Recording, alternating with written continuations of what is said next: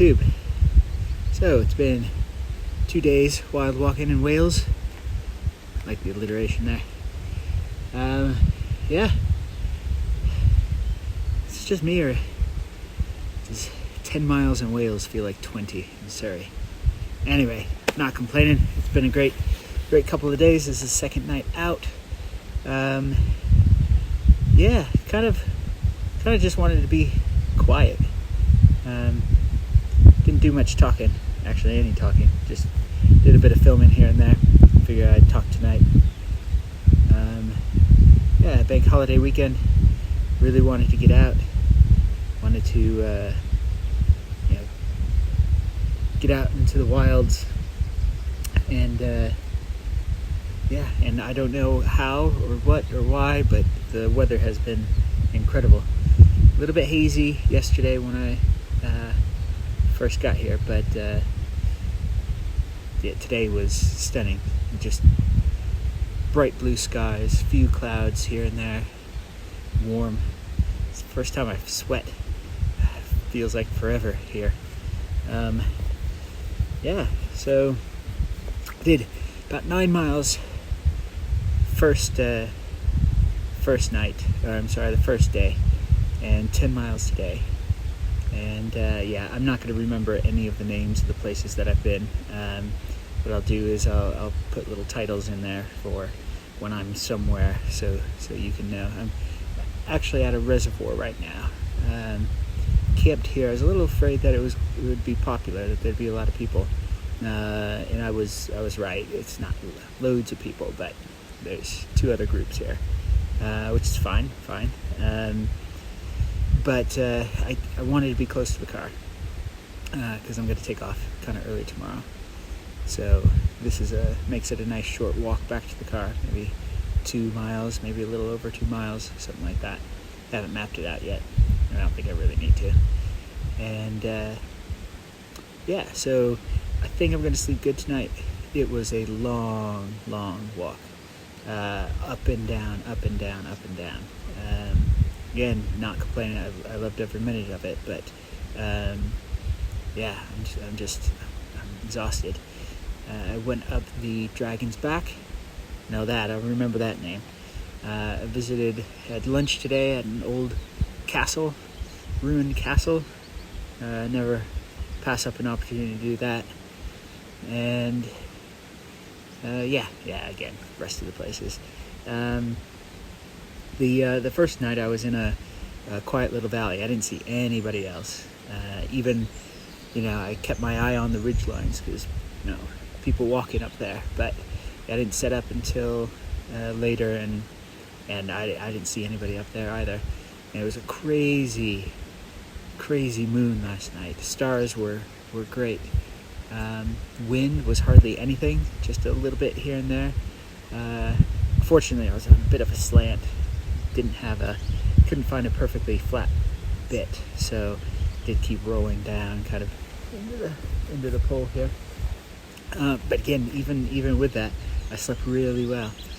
I think it shows how how hard the walk was. Yeah, it was nice to be solo. I've been solo camping a few times before, but this is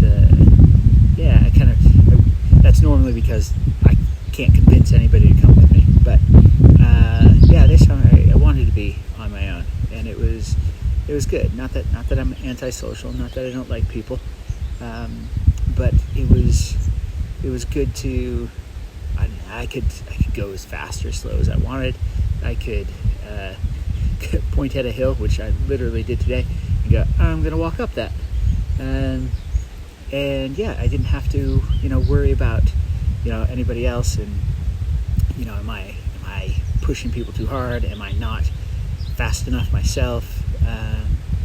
I could just worry about me finding a place for, to pitch my tent, not making sure that there's room for everybody else. And but maybe that makes me sound quite antisocial, but it was good to just kind of be in my own headspace for a while. Got to just sit and read until I wanted to go to bed, and I did. Yeah. So anyway, tomorrow back into civilization, back around people, which I'll enjoy. But I think I'll definitely make time to do this, do this again. Just set some trips aside just for myself. I think that'd be good for me. But anyway, I've got dinner on the go. I'm eating beef stew with potatoes. Had this on the Dartmoor trip, which hopefully you saw the video for that. And I kind of liked it. My daughter, my eldest, she just did her DOV, and I said, "Oh, take that one, you'll like it." She's like, "Nah, I didn't like it." So, oh well. She liked the fajita and rice. All right, so I think what I'll do is, I haven't done this yet. I don't know. Some people, it seems like they really like this. Other people don't. I'll give you a little tour inside the tent. Show you my kit real quick. So this is my 6 Moon Design Lunar Solo, and it's a great little tent. I wouldn't recommend it for, if you're going to go any place really windy, when it is really windy. It is, I say that, but of course I have taken it twice to Dartmoor, and once in 40-mile-an-hour winds, which wasn't pleasant, but, it held together. It didn't, tear apart. It just wasn't very pleasant to sit in that storm. So, but I still, I think it's a great tent when you can pitch it right. As you can see, you've got about 4 or 5 inches. Sorry, I don't do centimeters, so you can look that up, see what 4 or 5 inches is in centimeters. But a little gap all the way around, and if you pitch it right, which it is now, you'll get a lot of ventilation in the night, because this is a single wall tent, and as with all single wall tents, it will condensate. But something else I do to combat that is I have like a little washing up towel that I just wipe down the inside of the tent before I get up in the morning, or even in the night if I wake up and I notice it's got condensation on it, because it will, if it is windy, condensation will just kind of rain down on you. So you've probably seen me carrying that rucksack quite a bit. It's my Guy Pack 38 Fjell Raven. I absolutely love it. When I bought it, salesman said that I probably want something bigger for a 2-night trip. I've taken it on several 2-night trips, and everything fits in there. Of course, I've got a really tiny sleeping bag, which I'll show you in a minute. But I love that everything will fit in that rucksack. And so you've seen plenty of videos of me kind of comfortable carrying that around and all that. My sleeping mat. So, nerdy English teacher ebook. Yeah, this is I won't say cheapo version, but it's just something I found on Amazon. It was 20 some pounds, and as long as it's not freezing cold, I've never had a problem with it. I've even used it in below freezing temperatures in this tent but I've got a 20-degree Fahrenheit sleeping bag. I think I can't remember what that works out to, like -17 or something like that Celsius. But I had that sleeping bag and it was absolutely fine. Oh, going back to the tent. So what I like about this tent as well is you just put it up with your trekking poles. So I even you're gonna see my dirty socks, but so I like to set it up like this at the head end, just so it pulls the wall of the tent away from my face a little bit. And then you can also dry your nasty socks on as well. This is a new addition. I just got this Sea to Summit pillow. It's the Eros Ultralight Regular, as you can read. Don't need to read everything to you. I never had a pillow, and I always thought I'd just use a jacket, or I would ball up some clothes in a bag, and I did that for a long time, and it works. But I do like that pillow, especially my hammock, which I'll have to take you guys out in my hammock sometime. So and just obviously like little kit bags and everything like that. I'm not going to go into that. I do see, now this is interesting, I do see a lot of, each to your own, bringing bottles of wine up camping, and those bottles are heavy. So I got that wine skin a while ago, and I put my wine in there. So I'm actually going to get out my sleeping bag now. I want to show that to you. So this is my sleeping bag, and it's small already, but you can really squeeze it down. I keep it in the Sea to Summit dry bag, just to because I really don't want my sleeping bag to get wet. No matter what else gets wet, really don't want that to get wet. So I mean it's tiny, but it is rated down to 32. I haven't I've never taken it down that, because of course with all sleeping bags it's they say it'll go down that cold, but to me that's kind of survival temperature.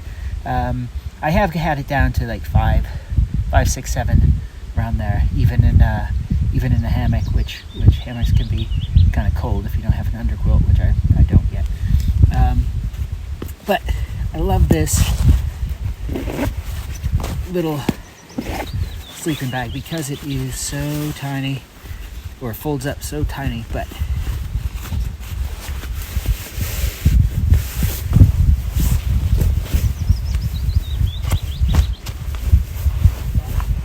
anyway, you don't need to see it out necessarily, but yeah, I wasn't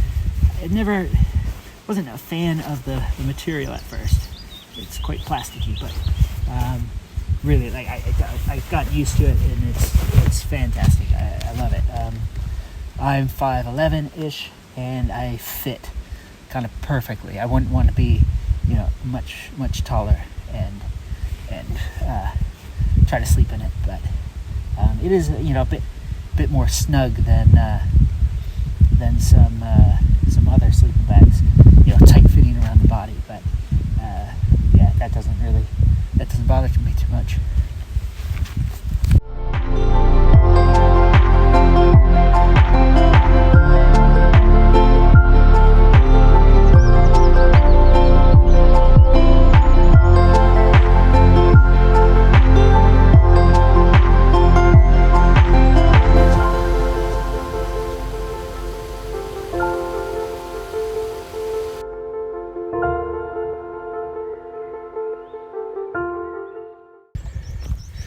Good morning.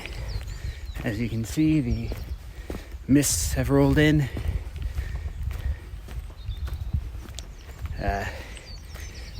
when I first woke up, it was clear. Got to see the sun come up over the hillside there, as you saw from the pictures and videos. So I'm headed back to the car now. I wanted an early start just because I have to drive all the way back to Surrey, and I don't know what traffic's going to be like because it's Monday, bank holiday. So best to get an early start. Yeah, I was planning on talking a bit more, but some people moved in pretty close to me, and I didn't want to interrupt their peace and quiet with me yammering on and on about whatever. Also, if I'm going to be completely honest, I feel like a bit of an idiot sometimes just talking to the camera. And yeah, I didn't want them to think that some madman was camped next to him. So anyway, it was a really, really good trip. Again, the weather, beautiful. Even this, I don't mind this at all. This feels more like Wales to me. But